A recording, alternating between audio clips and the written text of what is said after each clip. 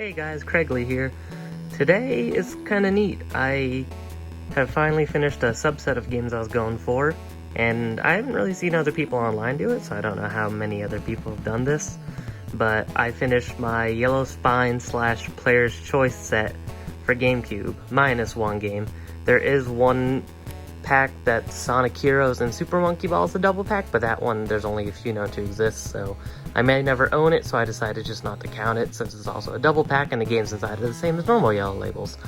But I figured I would go over all the games that are Player's Choice so you guys can know the list. I'll leave the list in the description below, and then after I show off the games, I'm going to go ahead and pull out some that have other cover variants that are different from the Black Label releases.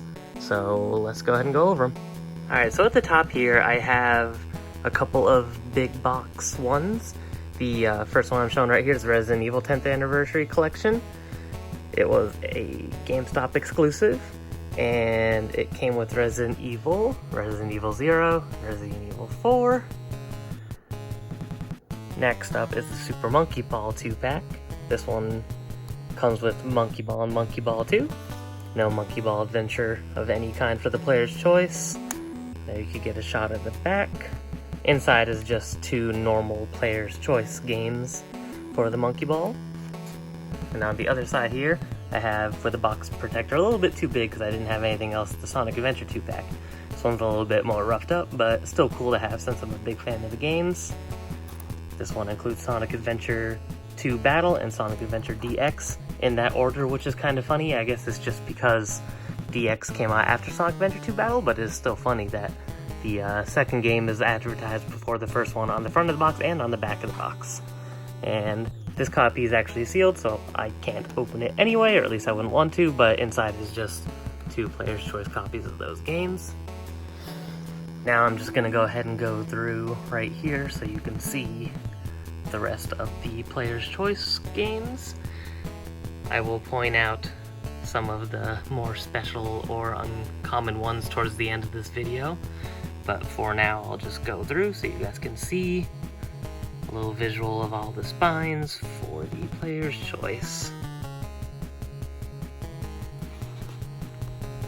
Some more down here.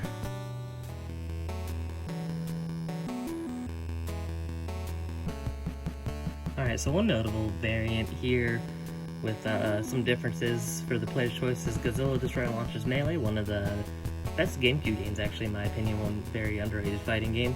It has a quote from IGN on it saying one of the GameCube's very best, which is funny because that eventually ended up coming over to Xbox as well with an extra kaiju.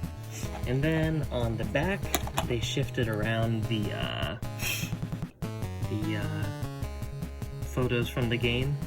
Pretty much everything else is the same, they just swapped the middle and bottom, and then they added an EGM quote. And if you look at the sides, not too terribly noticeable, but because they swapped the pictures on the back, the location of the UFO that leaks over onto the side of the spine has also moved, along with Mothra's wing also visible on the cover of the original, but not the Player's Choice. Next one up that's a little funny is Harvest Moon, A Wonderful Life. I don't know how or why, and I double checked and checked other people's copies, they all look like this. The spine is not centered on the Player's Choice version, and I don't know if that was intentional or an accident, but as far as I could tell, every copy of this game looks that way. So it looks kind of awkward, but there you go. This I just wanted to show off real quick because it is, I'm pretty sure, at least not including the some of the big box stuff, the only not for resale Player's Choice, and it is the Wind Waker. Right, so for Madagascar, all of the artwork and everything is almost the same. The back is a little different. It says Parents' Choice Silver Honor on the Player's Choice version on the back, and it's missing a screenshot, but also the discs are actually different. The Player's Choice version comes with a white disc, and the original comes with a dark blue disc. One kind of counts and kind of doesn't count as a difference, because there's actually two different versions of the regular one, but for most commonly the Mega Man Anniversary Collection, at least that I see, you see the one with the 10 games and one sticker, and it's actually covering Dr. Wily.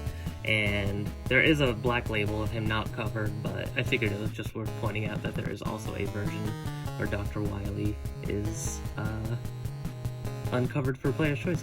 Well, not version, he is always uncovered for Player's Choice. This I just wanted to point out as well. Pac-Man Versus and Pac-Man World 2 only comes with a Player's Choice, and the standard versions don't have a Player's Choice. There is this little just kind of sleeve disc version for Versus, and then the black label for Pac-Man World 2, but there is not a Player's Choice of just Pac-Man World 2. They all come this way. Okay, then Resident Evil 4, quite a few differences with this one. On the Player's Choice version, the Only for Gamecube was taken away because it was no longer exclusive by that point. They also added a, sorry for the glare, that copy sealed so it kind of shines, but there's a VGA sticker Game of the Year. And if you look at the back of them, there's also some more review-esque scores on the back to kind of help sell the game more. Four's Rogue Leader, Rogue Squadron 2 doesn't have any actual differences on the case, kind of like a few others, but they do have different manuals, and the manuals are in color and in black and white. The black and white one goes with the Player's Choice. Okay. Capcom did a similar thing with Beautiful Joe when they did the Player's Choice version. They got rid of the Only for GameCube because it was no longer a GameCube exclusive. They also added a Game of the Year sticker from USA Today on there, and on the back, they're almost identical. The only difference really is the quotes on one and the other. Excuse the sticker mania on the Player's Choice version of WrestleMania X8, but these two have quite a lot of differences. They both have different official licensed product stickers for the WWE on them, and they clearly have a different frontman on the cover for each of them. And that difference also leads on to the manuals. But surprisingly enough, it does not lead on to the discs. The discs are the same, unless I could be mistaken, but I've only ever seen the discs that has the non-Player's Choice wrestler on there. I actually don't know his name, so sorry about that. For the last part of this video, I just want to go ahead and focus on some of the Player's Choice that are harder to come by, which is kind of odd because the Player's Choice is the usually the version that gets printed the most, since it gets reprinted over and over after having success. But these few that I'm showing you are ones that I either struggled to find, took me a long time, I had to pay more than I wanted to for them, or some people don't even know there's Player's Choice versions of them because you don't see them often enough. Without kind of even needing to be said, these three packs up here are all very hard to find. The Resident Evil 10th Anniversary is the easiest to find. The Sonic Adventure and the Monkey Ball one you don't see very often though. And then, as I mentioned in the beginning of the video, maybe not, I can't remember when I recorded this now, but the duo pack with Sonic and Monkey Ball Heroes and Monkey Ball 1 is practically impossible, and only one copy has ever gone on sale as far as I know, and they asked $5,000 and I wasn't going to spend that. So there's these, and also, I guess I should mention that the Pure Evil 2-pack, which is a double pack in the style of the Monkey Ball and Sonic one, exists for Resident Evil 0 and 1, but the spine of that is not black label, so I didn't consider it as part of this video, because the games inside are Player's Choice, but not the label of the outer boxes. So, first one I'm going to show is Chicken Little. This one was very difficult for me to find. For a while, I haven't checked in a while, but on eBay I was only able to find one Player's Choice copy, and I had to actually import it from Canada because that was the only way I was able to come across it. Next up is Def Jam Vendetta. This game itself is not terribly common. I've seen it a couple of times, but the Player's Choice version you see a lot less than the Black Label version. Up next is Metal Gear Solid: The Twin Snakes. If you are under the impression that this is a rare game, think again, because there is a Player's Choice version, which means it sold well, but the Player's Choice version is not the version that you see when you do see it. This is the one that for a while I didn't even believe was a Player's Choice game, and that's MVP Baseball 2005. You pretty much never ever see this game as a Player's Choice. And I found it on a random whim on eBay when I just searched up GameCube and went by newly listed, and I haven't seen another one for sale since, so I'm glad I picked it up while I could. Next is Pikmin 2. You do not see the Player's Choice version for this one very well either. I put it in the same boat as Metal Gear Solid. It's not that rare, but when you do see it, you usually see the black label, which is odd. This was the hardest one for me to find, only because I got lucky with MPP Baseball, but Rampage Total Destruction. I searched for this for almost a year, and I had absolutely no luck. And then one day, a new copy came up on eBay, and it looked like a reseal, so I just went ahead and opened it anyway. But as far as I know, MVP Baseball and Rampage Total Destruction are the hardest to find Player's Choice.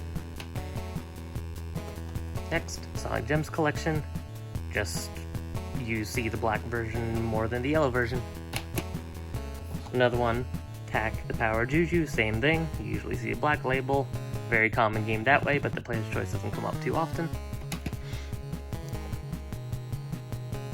That goes repeating with Tony Hawk's American Wasteland.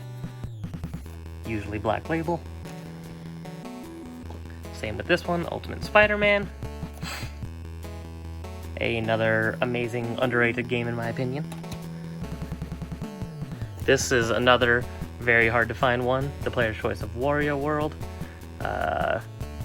Someone named Written apparently on this at one point. Luckily that's written on the case, not the artwork. And last but not least, another very hard one to find, WWE Day of Reckoning 2. This was actually the last game I got for this GameCube subset because I had it missing from my list due to a typo. But yeah, if anybody has any questions on any of the Player's Choice games, or if I made any mistakes, or if you'd like any kind of advice, like I said, any questions, just go ahead and feel free to leave a comment, let me know. Thank you for watching. I love the GameCube, and take care.